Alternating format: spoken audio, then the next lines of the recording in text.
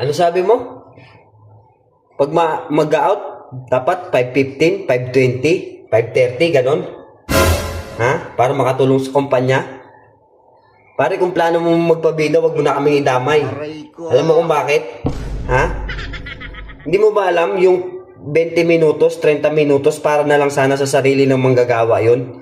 Ha? Para sana sa pamilya nila yung oras na sumobra na yan. Alam mo kung bakit? Ha? Tapos sasabihin mo para sa kumpanya? Hindi ganun yun. Alam mo kung talagang gusto mong makatulong ka sa kumpanya? Ha? Magtrabaho ka ng maayos. Magsipag ka sa trabaho mo. Sulitin mo yung binabayad sa'yo. Pag simula ng alas 8, magtrabaho ka na. Hanggang tanghali, magtrabaho ka ng maayos. Sulitin mo. Ganun din yan. Pag magmula alauna hanggang alas 5, magtrabaho ka ng maayos. Sulitin mo yung ibinabayad sa'yo. Ganun yun. Ganun ang tamang pagtulong sa kumpanya. Pero kung sinasabi mo, ha?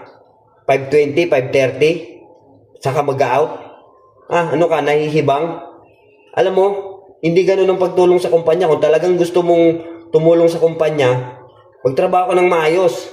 Kasi ikaw, kahit mag-out ka ng alas 7, wala rin kwenta yan. Alam mo kung bakit? Lalong-lalo na kung kuya-kuy ka. Aray ko!